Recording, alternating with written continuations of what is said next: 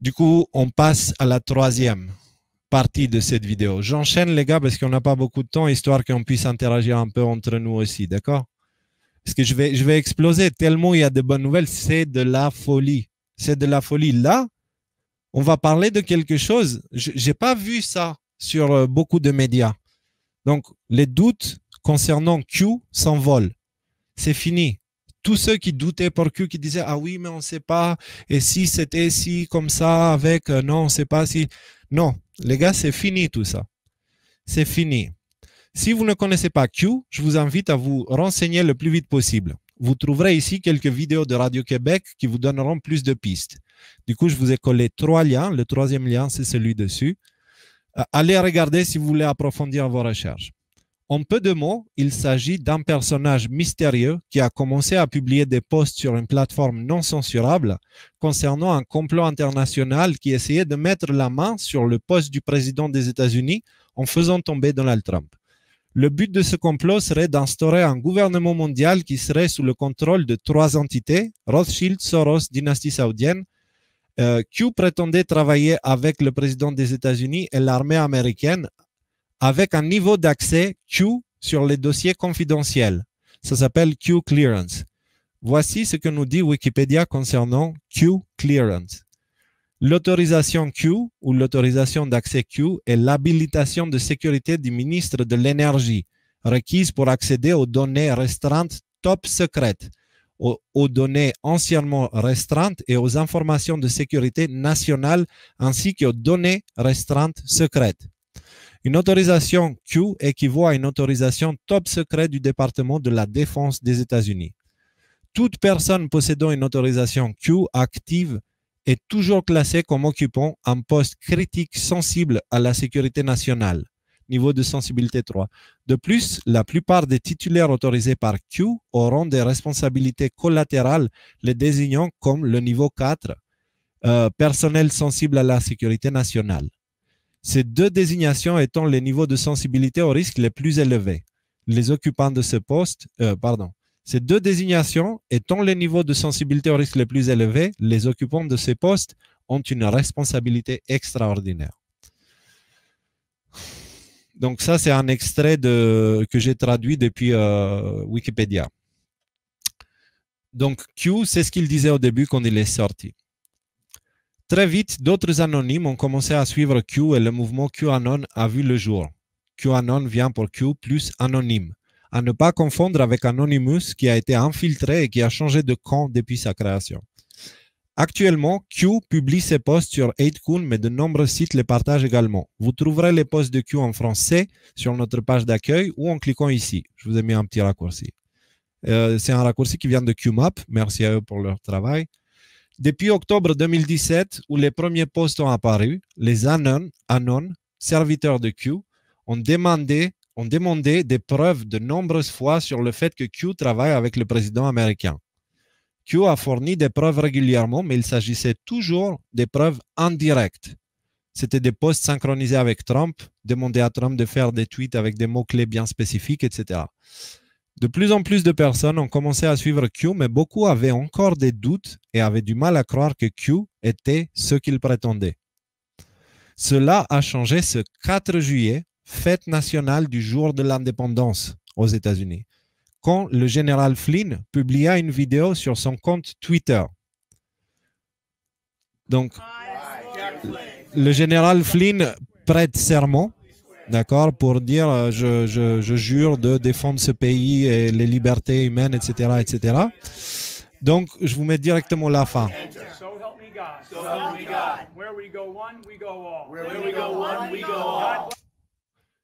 Il vient de lâcher Where we go one, we go all.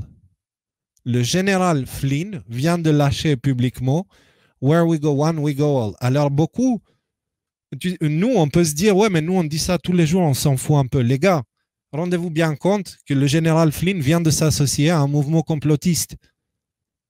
Vient de s'associer à ce mouvement qui prétend, enfin, pas qui prétend, mais qui dit qu'il y a un complot mondial avec Soros, les Rothschild, tous les trucs New World Order, Nouvel Ordre mondial et toutes les choses qu'on disait que les gens nous prenaient pour des fous.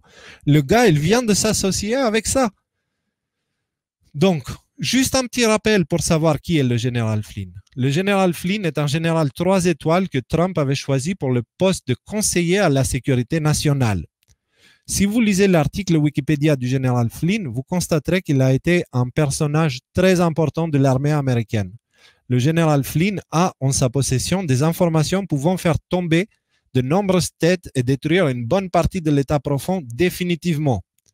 Écoutons ce que dit Katie McFarland, conseillère adjointe à la sécurité nationale sous Michael Flynn pendant les 4 premiers mois de l'administration Trump. Donc là, on a une traduction généreusement faite en temps express par Pangolin pour cette vidéo, pour cet article. Merci encore, Pangolin, t'es génial. Écoutez bien.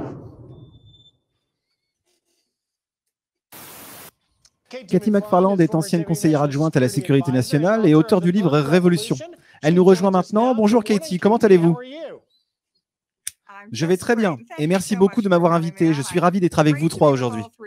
Ravi d'être avec vous. Eh bien, vous êtes une invitée de choix parce que nous faisons maintenant le résumé du samedi matin concernant les grandes nouvelles de la semaine. Comme bien sûr, le ministère de la Justice qui abandonne l'affaire contre Michael Flynn. Et la question que j'aimerais vous poser pour commencer, c'est maintenant, aujourd'hui, Andy McCabe dit qu'il y a toujours eu une motivation à poursuivre Michael Flynn. C'était avant la candidature de Trump. C'était sa menace pour la sécurité nationale. Mais que pensez-vous qu'était la motivation de McCabe et de tout le groupe? Je pense qu'ils avaient quelques motivations. L'une était de piéger Flynn. Il devait faire une frappe préventive contre Flynn. En fait, même le directeur du contre-espionnage du FBI l'a écrit dans sa note manuscrite en disant « Quel est notre objectif ici? Faire tomber Flynn dans un piège à parjure ou le faire virer ?» Eh bien, il devait se débarrasser de lui parce que Flynn, pour deux raisons. Premièrement, Flynn sait où tous les corps sont enterrés. Il a été dans l'administration Obama, il a été directeur du DNI, donc il a été directeur du renseignement militaire sous l'administration Obama. Il connaît tous ces personnages, il sait où tous les corps sont enterrés. Je fais une pause là pour préciser, quand il dit tous les corps sont enterrés, ce n'est pas littéralement. C'est une expression en anglais qui dit il sait les magouilles qu'ils ont fait en arrière-plan. C'est une expression. Ne le prenez pas littéralement. Si ça se trouve, il y a des corps qui sont enterrés, mais elle ne parle pas de ça. C'est une expression pour dire il a des dossiers. Voilà. Numéro 2, en tant que directeur de la DIA, il avait promis et avait fait une réorganisation assez importante de cette agence de renseignement. Lui, moi et le président avions parlé de faire la même chose dans l'administration Trump, de regarder ces 16 agences de renseignement tentaculaires, réformées, rationalisées, réorganisées. Et donc les gens qui étaient dans la bureaucratie ne voulaient pas de changement, bien sûr. Et je pense que la motivation la plus importante, se débarrasser de Trump, le stopper dans son cheminement. Quelle meilleure façon de le faire que de s'en prendre au conseiller à la sécurité nationale? Ils m'ont poursuivi de la même manière pour s'en prendre à son équipe de sécurité nationale. Ensuite, il serait paralysé, il ne pourrait pas fonctionner. Et finalement, je pense que leur but était d'amener les gens à se retourner et à parler de Trump en disant qu'il a commis des crimes qu'il n'a pas commis. Et ensuite, il pourrait se débarrasser de lui du bureau. C'est donc une motivation assez importante. Pensez à vous abonner et à partager. À très bientôt. Pensez à vous abonner et à partager. Allez prendre la vidéo sur son YouTube à lui. Tout est sur le site. Et si vous cliquez, ça vous emmène sur la chaîne de Pangolin. Donc, juste pour vous donner une idée, Katie McFarland est un ancien fonctionnaire du gouvernement américain et commentateur politique. Elle a été conseillère adjointe à la sécurité nationale sous Michael Flynn pendant les 4 premiers mois de l'administration Trump. D'accord? Et elle vient de dire qu'ils ont essayé de faire tomber Flynn. Et une des raisons, c'était parce qu'il avait des dossiers lourds sur Obama et compagnie. Et l'autre raison, c'est parce qu'il voulait faire tomber Trump avec. Donc, l'élection de Donald Trump est venue détruire les plans de l'État profond qui s'est fixé pour objectif de faire taire le général Flynn et de destituer Donald Trump en créant une histoire bidon de collusion avec la Russie. Le général a dû démissionner et avait été mis à l'écart jusqu'à ce que l'affaire Obamagate explose. Aujourd'hui, le général est libéré et Trump est exonéré. Le département de justice américain a clarifié cette situation en déclassifiant des documents qui blanchissaient définitivement les deux hommes. Curieusement, la Cour des appels refuse de blanchir le général Flynn malgré le fait qu'ils n'ont plus rien contre lui. Cela empêche le général de rejoindre le gouvernement de Trump, comme Q a laissé sous-entendre de nombreuses fois. Exemple, le post 4506, où il dit « The People's General », le général du peuple, Michael Flynn. D'accord? Donc, s'il dit le général du peuple, ça veut dire qu'il sera très probablement au gouvernement. Mais cela ne va pas durer encore longtemps. Donc, ils ne vont pas pouvoir le garder, le désactiver pendant longtemps encore. Ils ont curieusement d'ailleurs donné une date. La cour d'appel, elle a dit là, on ne peut pas le faire parce qu'on est occupé, mais on va pouvoir le faire en décembre. Décembre, c'est après les élections. Voilà, juste comme ça. Une dernière chose, je pensais que les médias allaient s'enflammer avec la déclaration du général Flynn et cela aurait fait une excellente promotion pour QAnon. CNN a essayé de le faire, mais cela s'est tourné contre eux car ils n'ont fait que nous envoyer encore plus de monde avec la manière qu'ils ont parlé de nous. Et par nous, j'entends les Anon. Nous sommes tous ici dans le même bateau et on avance vers ça.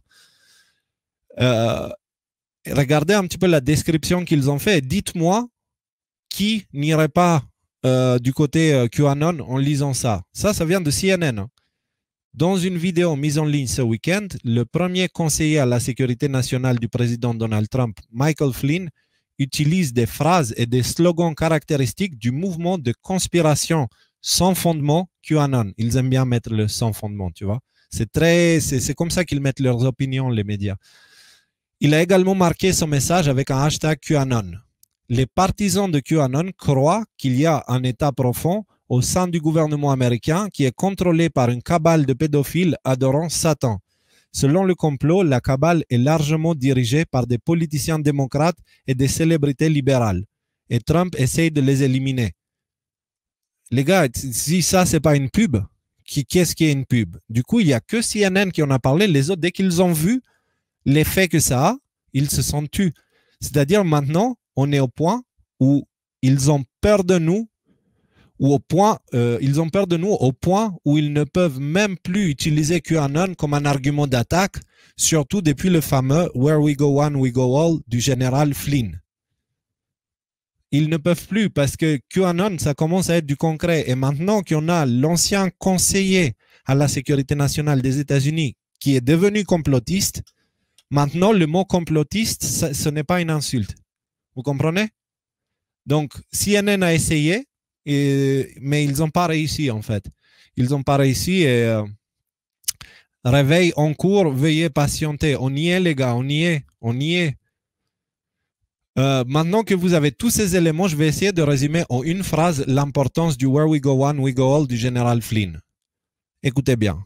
L'ancien conseiller à la sécurité nationale des États-Unis et général 3 étoiles qui a le soutien total du président américain vient de s'associer à Q, un anonyme mystérieux qui parle d'un complot global qui a pour objectif de créer un nouvel ordre mondial avec en tête un gouvernement mondial sous le contrôle total de 3 entités, Rothschild, Soros, dynastie saoudienne.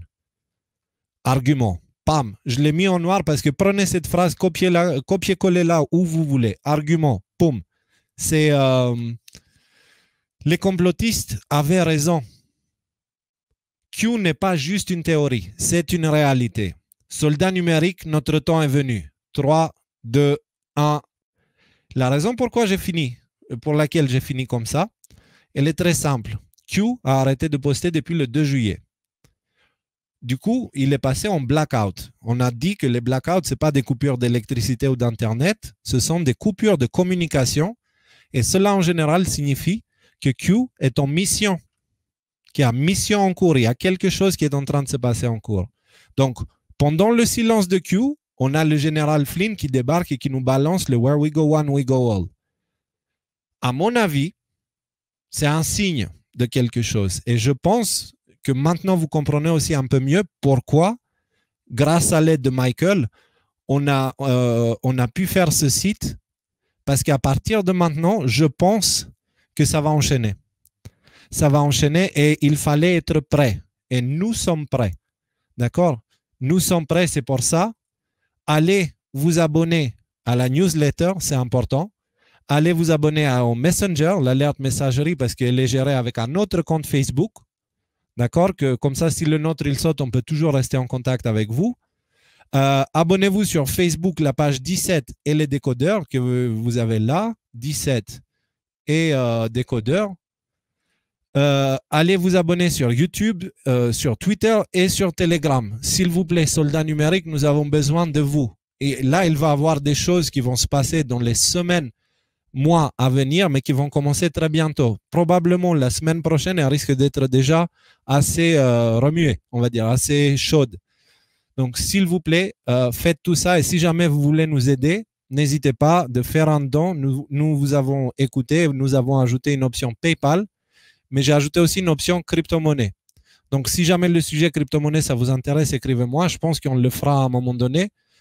Et donc, du coup, si vous voulez nous aider, voilà, vous avez toutes ces options-là. Et dans les cryptos, vous avez Bitcoin, Ethereum, Litecoin, Dash, Tether. Et si jamais vous voulez payer avec d'autres crypto-monnaies, bah, juste envoyez-nous un message sur la page des décodeurs en nous précisant quelle monnaie. J'ai des portefeuilles pour toutes les crypto-monnaies. Donc, c'est juste, je ne pouvais pas ajouter toute la liste ici, quoi.